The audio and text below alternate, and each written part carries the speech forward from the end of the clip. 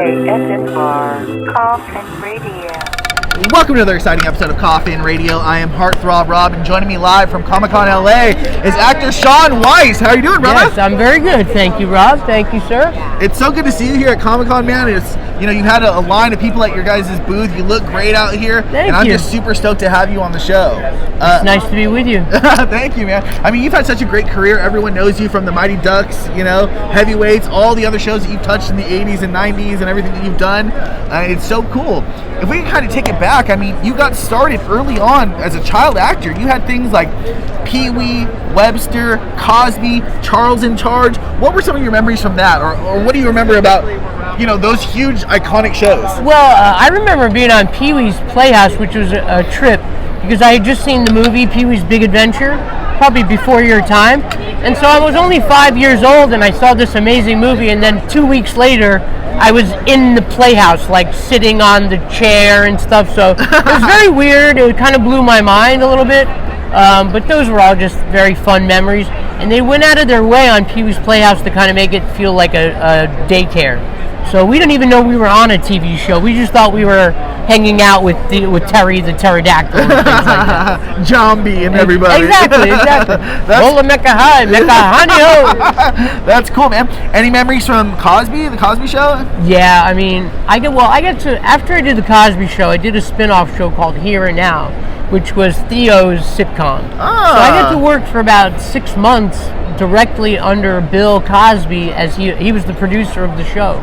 So that was just an amazing time, and I literally tried to make myself a sponge and just soak up everything. And I feel like a lot of the stuff I learned about comedy was from back in that time. And you know what? That's somebody who's a legend. It is what it is. But back then, you can learn a thing as a kid. You can learn a thing or two about acting from a guy like that. I'm sorry, at the time. Absolutely. He really put it in me to, like in my stand-up comedy, I don't use any profanity and things like that. And I think that was instilled from a young age from hanging out with the Cos, because he only does clean humor. Clean show. Yeah, I think I kind of picked up on that a little. That's cool, man. Yeah. I mean, what a memory. And then you move on to, the Mighty Ducks. You're still a young kid, and you become part of this pop culture phenomenon, What was that like for you? And then plus getting used to skating. I don't know. I can't skate or rollerblade or anything like that. I think skating, of all the kids, it was hardest for me because of the way I was shaped, because it was harder for me to get around on those little blades. So it took me a while to learn how to skate, but what an awesome time. And, rollerblades were big back then. Oh, yeah. And they pulled up like an 18-wheeler from rollerblade and just basically let us take our pick of any rollerblades we wanted. Wow. So that was super cool. Yeah. That is sweet, man. And then, I mean, it becomes larger than life, It's such like a part of Americana now because of how big it was. I mean, you guys revitalized a team, the Anaheim Ducks, you know what I mean? Yeah, I think we birthed the team. But I think the movies are they live on the way they do because I think they remind people of really happy times when they were younger. Absolutely. And people get to connect with those memories when they put the movies on. I think that's why it's lasted so long. I've wondered, was it kind of hard for you as a younger kid? You're in this thing. I don't remember a lot of the characters' names. You may remember Coach Bombay, right? But it's Goldberg. Right. Everybody remembers that. Was that kind of a trip for you to be a kid? And I'm sure you got that all day, every day. Yeah, I mean, it's more odd now that it's been 30 years and people are still yelling Goldberg at me. And basically, that came about because I passed gas in a limousine. So it was a weird way to come about your moniker, right? So, but I'll take it. Any memories, or what were some of your favorite memories with Emilio Estevez?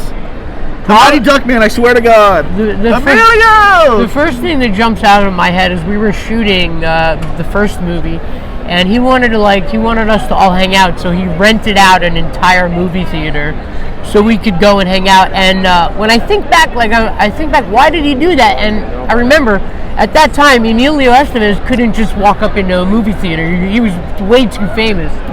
So he had to rent it out consequently. But it was things like that come to mind. He was a really cool guy to grow up around. That's cool, man. What a memory. That was like, totally. That's badass. Yeah, I remember we also went to see Judgment Night, all of us together. Oh my God, what a random movie to watch together. Yeah. I know he's in it, but I mean, but it was a great movie. If you haven't seen Judgment Night, check it out. Good one. For sure. And even from there, you move on, to the movie Heavyweights. You also work on that, another pop culture, cult film that everyone looks back at fondly now in the 90s. Yeah, it was the same director as the Mighty Ducks, or the same writer. So maybe that's why it's has a similar audience, maybe. Yeah, and at the time you work with Ben Stiller, who now is a phenomenal, a major conglomerate in himself, high-stakes actor. But at the time, not so much the biggest star in the entire world. No, he was just starting out in movies. I mean, he had, I think, just gotten his movie deal to make something about Mary, but he hadn't made that movie yet. Not at all. And so, he had done the Ben Stiller show and maybe Reality Bites, but nobody really knew who he was. Yeah. And now, he's one of the biggest movie stars in the world. He put together a video for me recently after I had gone through some troubles that I had gone through, and he put together a very loving and supportive video, so I cherish that. That's so cool, man. That's cool that he's able to still remember and be like, dude, what's up, man? Check in, because he's an adult and he's, acting with kids, and so for 25 years later, I'm sure, to come back and still holler at you, that's amazing. Yeah, but it also let me know that he must somewhere in his heart have some fond memories for what we did, right? So that's nice to think about. I think his character on Dodgeball is first birthed kind of in that film, I think it's really cool. You might be right about that. Might be very close. I feel like, you also do your thing in the 90s, you did the 80s, but you got such shows as Sabrina, you were on the pilot episode. Yeah. Saved by the Bell, The New Class, you did Boy Meets World, King of Queens. What were some of your memories from those shows? I was lucky because once I got established, I just had kind of a nice run where I didn't even really have to audition for stuff. They would just kind of call me in to do stuff. Big shows. Yeah, I did a lot of Boy Meets World. I had a lot of fun with those guys. And I actually had a lot of fun. I did several episodes of Saved by the Bell, The New Class, and that was actually a lot of fun. I was in Mr. Belding's quartet. Woo! And that was a job that I had a lot of fun getting that job because I didn't have an audition for it, and I just created this character that I wanted to do, and I knew the casting director, so I got into her office, and I just did this crazy character, and she figured she wanted to hire me, so that was a fun time. That's cool, man. Again, just part of iconic shows, King of Queens or whatever it might be, having a role or two or, playing a part or two, that's cool, man, because like you said, you go from one day you're watching Kiki's Playhouse and now in it. I'm sure you grew up watching Saved by the Bell and now you are the New Class, buddy. Exactly. Very cool memories. Exactly what it was. Yeah, that's sick. And as things, wrap, you also recently, you're now sober, you're clean sober, and I'm also, 6 years off the you junk. Mentioned that. Congratulations. And even congratulations more to you, man. Thanks. When did it kind of hit you of, I can't do this anymore, I don't want to do this, people want me to get better and get clean. When did that moment think, man, I can do this now? Well, I met a judge who really helped me in my recovery because she was going to throw my ass in jail. And so they gave me a chance to get clean, and that's when it happened, when I decided I wanted to I didn't really want to live anymore. I hate to get so depressing, but I was dealing with very serious mental health crisis. And so now I'm on the other end of it after a lot of therapy. So I'm sitting here as an example to everyone watching, because my drug addiction had gotten very bad. So I'm here as an example to show you that if I can get better, literally anyone can get better. So don't give up on anybody, and definitely don't give up on yourself if you're in that position.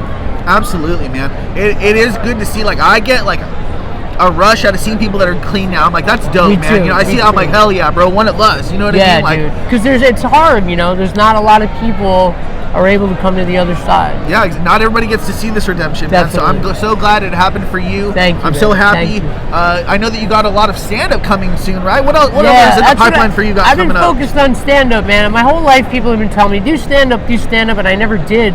But for the last 6 months, I've just been hitting open mics. And, those are not easy shows. Not at all. It's not like going to the comedy store.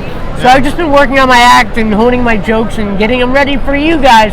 So when I come to your city, please come out. I have a feeling you will. Hell yeah. You should keep track of me on my Instagram. That's the best way to figure out where I'm playing and stuff. Yeah, where can people follow you at on social media? It's just my name, at Shaun Weiss on Instagram. And Shaun Weiss is spelled SHAUN. WEISS. There you go, man. I You love nailed it. it. Thank Hell you, yeah, bud. man. Anything else? Any shout outs? Anything else you want to say before we get out of here? That's it. LA Comic Con is lit. If you guys can get out here, I would do it. It's crazy. There's a lot of beautiful cosplay women. I'm just saying. He ain't lying. A lot of it. Shaun Weiss, thank you so much for everything. I really appreciate it, brother. I love seeing your redemption man. story. I love reminiscing all the good times, bro. Yeah, Appreciate dude, it was fun. Coffin Radio signing out. Woo! Thank you for Shaun Weiss. I'm Heartthrob Rob. And if you like what you're watching, then hop in the coffin. Follow us on social media at Coffin Radio. Coffin is spelled with a K. And that's all for today. Coffin Radio signing out. ASMR Coffin Radio.